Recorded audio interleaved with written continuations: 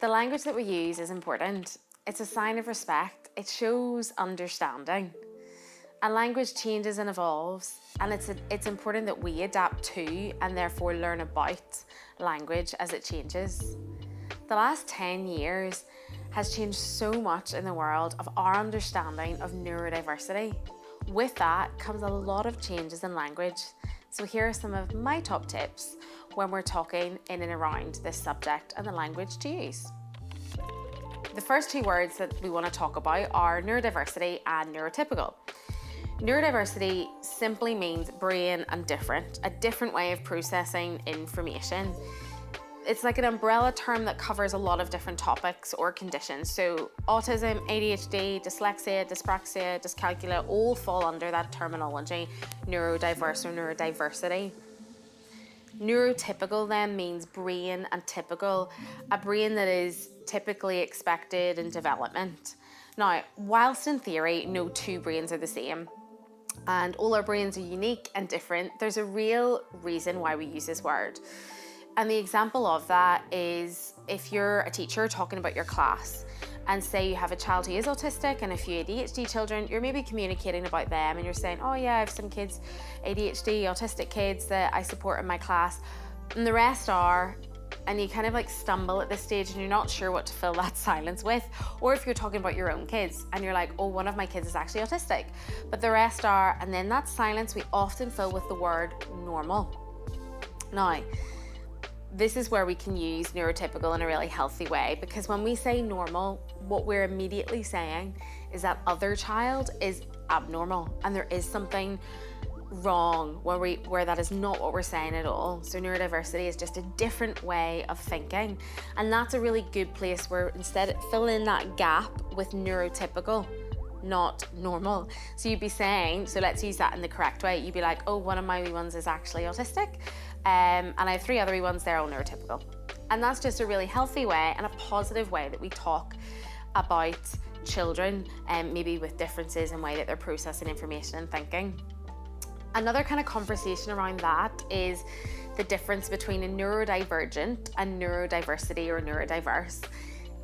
In this scenario, it's honestly just grammar, actually, is when we look at it. So an individual is neurodivergent individual, and a group of people, we talk about neurodiverse. So if you're teaching multiple children, you'll be like, oh, I have a few neurodiverse children in my class, or I support neurodiverse young people. But if you're talking about one child, you'd be like a neurodivergent. So one of my wee ones is actually neurodivergent. And that's just talking about, it can be a whole different, as we said, topics that we're talking about in that moment, and maybe you don't want to share exactly what that is.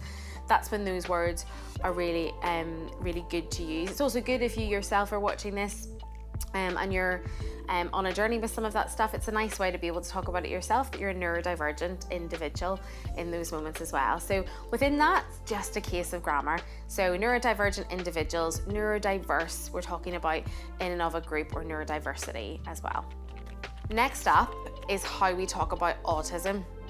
So words we avoid, like really avoid, are words around like suffers with, or something wrong, or disorder.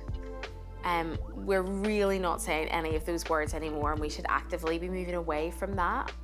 Really interestingly enough, when we're talking about autism, language has actually changed quite substantially, and we're instead of using the words autism spectrum disorder, we're now using autism spectrum condition. So from ASD to ASC. Now, at this point, you might be like, Rebecca, it's one letter. What's the importance? I actually think this is really, really, really important. Disorder actually means a less than, something wrong with. So by using that word, we're actually just subconsciously constantly saying about that person, less than, something wrong with. Whereas condition is just simply a part of who that person is. It's just a beautiful part of who they are. So it's much more positive language when we use ASC rather than ASD. Remember, it's that classic phrase, not wrong, not broken, it's just different, a different way of thinking. So condition really fits around that a lot more. How does language change though? Like, how do we change that in our community? I really believe that language only changes if we all use it. Rather than waiting for like the people at the top to start using it, we have to use it in our day-to-day conversations, and it's with gentle correction and redirection to the right language is when we start to see a change in our society, and that language will trickle through and filter down and spread across, and that's where we'll start to see that tidal wave of change come in. At the heart of all of this, we have to remember that behind all of this terminology and language are individuals.